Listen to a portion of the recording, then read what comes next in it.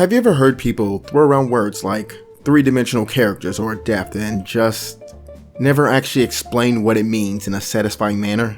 This is something that annoyed me when I was a younger writer. I don't want others to go through this, so I'm going to share with you what I learned and adapt it to my own understanding.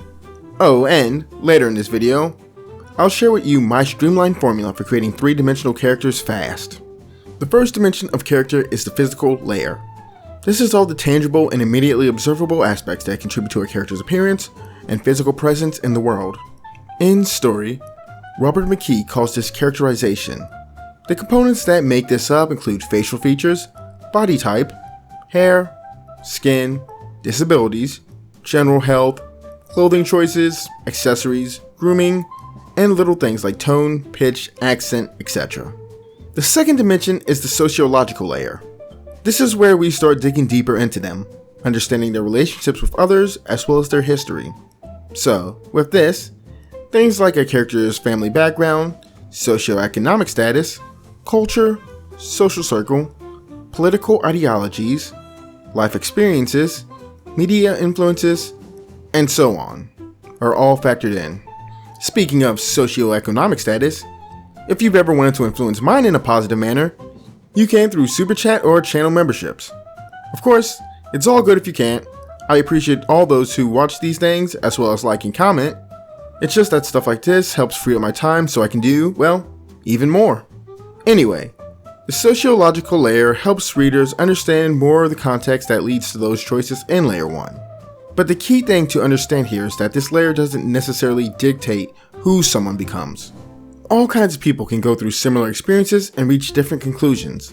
What happens to someone doesn't matter as much as what emotion someone feels about what happened.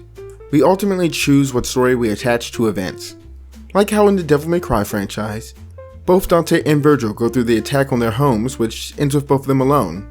Dante's takeaway from it is that devils are a destructive force that will take away the people and things he loves, which leads to him denying his devil side and pretending to be fully human. Virgil, meanwhile, comes away from this believing that those without power are helpless, and so he embraces his demonic heritage, seeking more power to protect himself. The stuff that informs these sorts of narratives we tell ourselves comes from the third dimension of character, the psychological layer. The psychological layer deals with things like motivation and desires, beliefs and values, fears and insecurities, coping mechanisms, and so on. This is what gives a character nuance. It's what Robert McKee calls true character. It's through the choices made around these areas do we truly understand who a character is, for better or worse. Everything else is just foreshadowing what's here, a smokescreen, or a rationalization.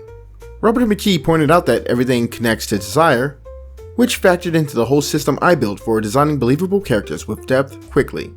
It goes as such: archetype, the Enneagram of personality, Myers-Briggs temperament indicator, desire profiles, backstory. Here's what I mean, doing this quickly. I have a friend who started with the concept of an apprentice character, the newcomer to a group that's inexperienced but ready to learn and enter a risky lifestyle. Through using my method, he first identified her as the Enneagram 7, Wing 8, after debating if she's an 8 or a 7, which now lends him something to consistently turn to. As he dug deeper, he realized she's an ENFJ.